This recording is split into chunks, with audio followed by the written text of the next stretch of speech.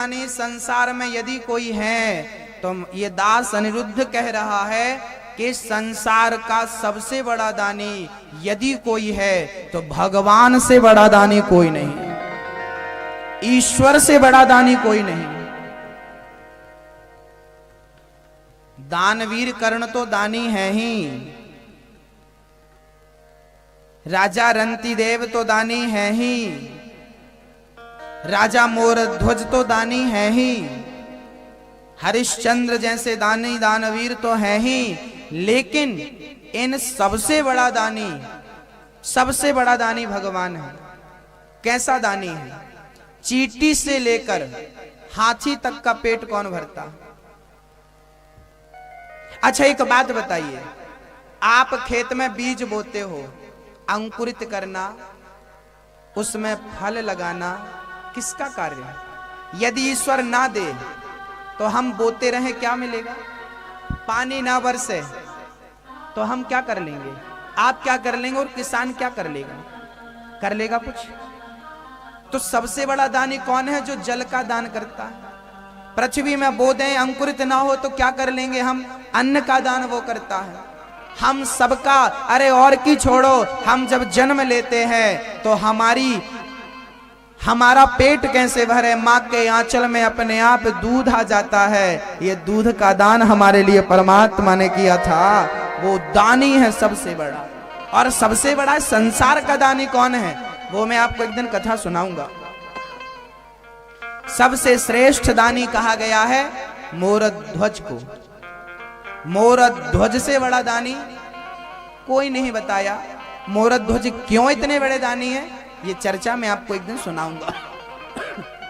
अभी संस्था के लिए, वृंदावन के निर्माण के लिए कुछ भक्तों ने दान किए हैं। आइए उन महान दानदाताओं के नाम श्रवण करते हैं, पुनः कथा की ओर चलेंगे।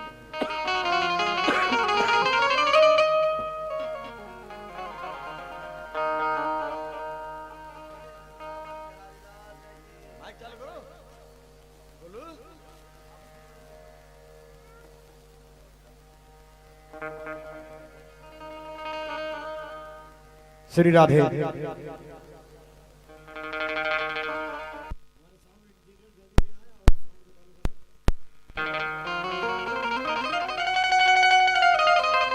राधे राधे।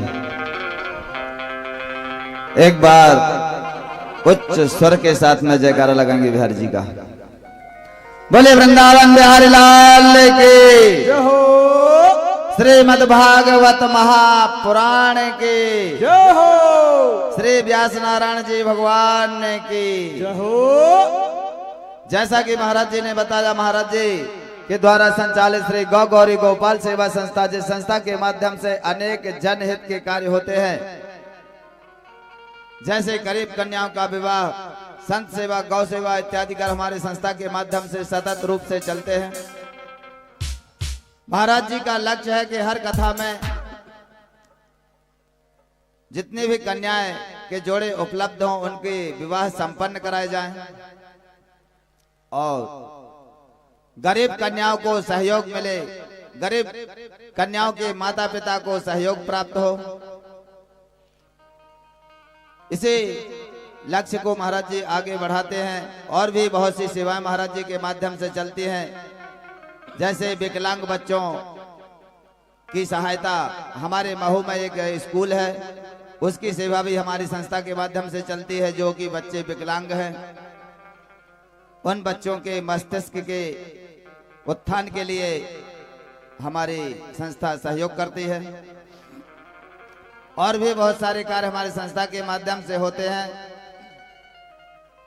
आज के इस व्यस्त जीवन में यदि हम कुछ कर पाते हैं तो महाराज जी के मार्गदर्शन में थोड़ा सा आगे पुण्य लाभ प्राप्त कर सकते हैं। जैसे कन्याओं के विवाह के लिए सहयोग, गरीब बच्चों के लिए सहयोग, गौ सेवा और आश्रम के लिए। क्योंकि इस व्यस्त जीवन में आज हम घर में यदि भजन करते हैं तो हमारे परिवार में या समय के अभाव से हम वह कार्य नहीं कर पाते। और जंगलों को तो जा नहीं सकते क्योंकि फल फूल खत्म हो गए हैं, तो जंगलों में व्यवस्था खत्म हो गई है। तो घर में रह करके यदि कुछ कर पाते हैं तो वह है दान। ग्रंथों में, हमारे शास्त्रों में भी कहा गया है कि कलयुग के लिए एक साधन दान का ही है, जो दान दे करके हम अपने जीवन को सफल बना सकते हैं। यह सृष्टि का संचालन यदि होता है तो एक दान से होता है। दान माने आदान प्रदान। सूर्य हमारे पृथ्वी का सारा जल सोख करके समुद्र को प्रदान करते हैं और वही समुद्र का जल मेघों द्वारा पुनः सृष्टि संपूर्ण पृथ्वी पर वर्षा के रूप में उपलब्ध होता है। तो यह सृष्टि आदान प्रदान से चलती है। दान का तात्पर्य होता है आदान प्रदान। तो इस भव्य कार्य में जिन भक्तों को सहयोग करना हो, हमारे यहाँ आकर के और सहयोग प्रदान करते हैं, या पीछे स्टॉल लगा हुआ है वहाँ भी अपना नाम दर्ज करा सकते हैं। कुछ भक्तों ने सहयोग भी प्रदान किया है, उनका नाम जानते हैं। जोरदार तालियों के साथ उनका स्वागत करेंगे। ठाकुर जी से प्रार्थना करेंगे कि उनके घर में धन धान्य और लक्ष्मी की वृद्धि हो, सुख समृद्धि बनी रहे। कल हमारे भैया डॉक्टर जी ने 501 रुपए की राशि सहयोग रूप में संस्था को प्रदान की थी। जोरदार तालियों के साथ उनका स्वागत करते हैं।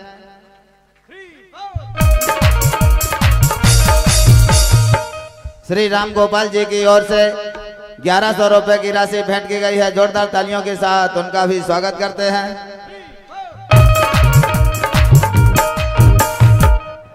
श्री कांताबाई, इनकी ओर से 1151 रुपए की राशि समर्पित की गई है। जोरदार तालियों के साथ उनका भी स्वागत करते हैं। और इन भक्तों के लिए ठाकुर जी से प्रार्थना करेंगे कि इनके घर में सदैव सुख समृद्धि बनी रहे। और इन्हीं शब्दों के साथ अपनी वाणी को विराम देकर के चलते हैं महाराज जी के सानिध्य में। और महाराज जी के मुखारबिंद से अमृत में श्रीमद् भागवत कथा का रसपान कर अपने जीवन को धन्य बनाए। जय श्री कृष्णा, जय श्री राधे।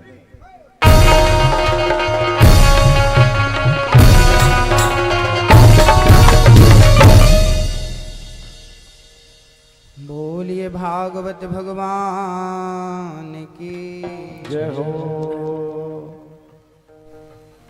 मनु जी महाराज के दो पुत्र थे, प्रियव्रत और उत्तानपाद। उत्तानपाद की दो पत्नियां थीं। पहली पत्नी का नाम सुनीति, दूसरी पत्नी का नाम सुरुचि। सुनीति का अर्थ है जो शास्त्रों की नीति से चले वो सुनीति, और जो मनमाना कार्य करे वो सुरुचि। मैया आप लोग सुनीति हो कि सुरुचि हो? मैया, ओ मैया, क्या हो आप? सुनीति कि सुरुचि? सुरुचि हो। कितनी सुरुचि हैं? हाथ उठाएं। और सुनीति कितनी है? तो ना सुनीति है ना सुरुचि है, तो क्या है? मंदोदरी। हाँ, ना सुनीति में हाथ उठ रहा है ना सुरुचि में। इसका अर्थ है ना आपने सुनीति के बारे में सुना है ना सुरुचि के बारे में सुना है। सुना होता, जाना होता तो एक का पक्ष जरूर लेती, अच्छाई का पक्ष ही लेती। इसलिए कहता हूं कि कथा ध्यान से सुनो, बैठने से काम नहीं चलता। आ गए फॉर्मेलिटी करने, चलो हाजिरी लगा के आते। ये कोई क्लास नहीं है कि आपको नहीं आने पर डांट पड़ेगी। यहां आने का अर्थ है यथार्थ रूप से उसे समझना। सुनीति मतलब जो शास्त्रों की नीति से चले वो सुनीति है। सुनीति के पुत्र का नाम है ध्रुव और सुरुचि के पुत्र का नाम था उत्तम। क्या हुआ? एक दिन सुनीति अपने पति की सेवा कर रही थी, उत्तानपाद की। सुरुचि आ गई, आज के बाद तू शकल नहीं दिखाएगी यहां पर, चल। हाथ पकड़कर कमरे से बाहर कर दिया सुरुचि ने सुनीति को। सुनीति को इस बात का बुरा नहीं लगा कि मेरी सौत ने मुझे बाहर कर दिया। बुरा इस बात का लगा कि मेरा पति मुझे देख रहा था लेकिन उसने मेरा पक्ष नहीं लिया। लगा कि शायद मेरे पति ने ही मुझे त्याग दिया। सुनीति घर से निकलकर पुराने खंडहर जो महल पड़े थे उन महलों में जाकर रहने लगी। लेकिन सुनीति अपने बच्चे के प्रति सजग थी। मां चाहे तो बेटे को राम बना दे, मां चाहे तो बेटों को रावण बना दे। तो मां के हाथों है कि बच्चे को क्या बनाना है। छोटा सा बच्चा है, जिस दिशा में मोड़ते हो उस दिशा में चला जाता है। सुनीति अपने बच्चे के प्रति बहुत सावधान थी। सुबह जल्दी उठ जाना, बच्चे को उठाना, बच्चे को बड़े प्रेम से नहलाना, बच्चे को पूजा में बिठाना। आज बड़ी विडंबना है। आज तो हमारी माताएं बच्चों को ना जन्मदिन मनाती हैं। शहरों में तो ठीक है, आजकल तो गांव में भी बच्चों के लिए केक बुलाया जाता है। शहर की देखा देखी गांव में हो जाती है। गांव तो फिर भी बचे थे इन चीजों से, लेकिन आजकल तो गांव भी बेचारे धार में बहते जा रहे हैं। आज माताएं क्या करती हैं? बच्चों का जन्मदिन मनाती हैं, केक लाती हैं। पापा जी केक लेकर आते हैं और बच्चों के हाथ में चाकू पकड़ाई जाती है। लो बेटा चाकू पकड़ो, केक काटो। ये काटना पीटना बच्चे को बचपन से सिखाया जाता है। बच्चा बचपन में काटना सीखेगा तो जवानी और बुढ़ापे में काटना ही सीखेगा। आप बताइए जरा अपने दिल में हाथ रख के, आपने बच्चे को चाकू तो पकड़ाई है जबरदस्ती? क्या जबरदस्ती आज तक माला पकड़ाया कि चल बेटा एक माला जब? नहीं पकड़ाया। यहीं से संस्कार बिगड़े हैं बच्चों के। आज की जो पीढ़ी है वर्तमान की, कैसे बच्चे हैं मुझे बोलने की आवश्यकता नहीं है। आजकल के बच्चे अपने पिता का सम्मान नहीं करते, अपने दादा परदादा का सम्मान नहीं करते। एक जमाना वो था कि पिताजी आ जाते थे तो बेटा उठकर खड़ा हो जाता था।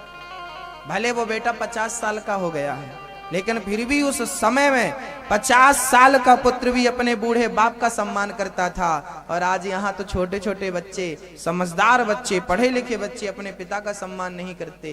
कारण क्या है? पहले पढ़ाया जाता था गा गणेश का, आज पढ़ाया जाता है गा गधे का। तो अब गधे के संस्कार आएंगे कि गणेश जी के संस्कार आएंगे? आज जरा बच्चों का पहाड़ा उठाकर देखना क्या पढ़ाया जाता बच्चों को। पहले गा से गणेश पढ़ाया जाता था, आज गा से गधा पढ़ाया जाता है। पहले माँ से मंदिर पढ़ाया जाता था, माँ मंदिर का, आज माँ मछली का पढ़ाया जाता है। पहले का कमल का पढ़ाया जाता था, आज का कबूतर का पढ़ाया जाता है। पहले की पढ़ाई राम से शुरू होती थी। राम। आज की पढ़ाई डीओजी डॉग, डॉग कुत्ता, सीएटी कैट, बिल्ली कुत्ता, बिल्ली कुत्ता, बिल्ली कुत्ता, बिल्ली। पहले के बच्चे उठते ही हम लोगों ने बचपन में राम राम सीखा था। भैया राम राम, भैया जय श्री कृष्णा, भैया जय श्री कृष्णा, भैया राम राम। आजकल के बच्चे हाय हाय करते, हाय हाय, बाय बाय। ये संस्कार देने वाला कौन है? स्कूल के भरोसे मत बैठना। स्कूल में बच्चों को संस्कार नहीं दिए जाते। स्कूलों की बड़ी विडंबना है, बड़ी बुरी स्थिति है स्कूलों की। आजकल स्कूलों में मैं बार बार भारत सरकार से, कई बार मैं बड़े बड़े मंत्रियों से कह चुका हूं। मध्य प्रदेश के मुख्यमंत्री तक मैंने एक बात पहुंचाई थी कि देखो भाई, बच्चों को गीता पढ़ाइए। आज गीता कहां रखी है? अदालत में। एक अपराधी अपराध करके जाता है और गीता की कसम खाता है, मैं गीता की कसम खाकर कहता हूं जो कहूंगा सच के सिवा कुछ नहीं कहूंगा। तो गीता की कसम खाने वाला जो कभी गीता को सुना नहीं, गीता को जाना नहीं, गीता को माना नहीं, क्या वो गीता की झूठी कसम नहीं खाएगा?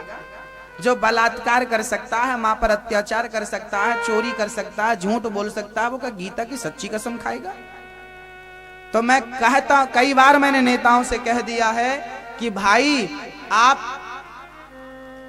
गीता को उठाइए, अदालत से निकालिए और गीता को बच्चों के बैग में पहुंचाइए। क्योंकि बच्चों के बैग में पहुंच जाएगी और स्कूलों में बच्चों को गीता पढ़ाई जाएगी तो मैं दावे से कह सकता हूं कि कोर्ट और कचहरी में ताला लग जाएगा अपने आप। क्योंकि कोई ऐसा कर्म ही नहीं होगा कि हमें कोर्ट जाना पड़े, कचहरी जाना पड़े। बच्चे कुमार्ग में जाएंगे ही नहीं, सच्चे मार्ग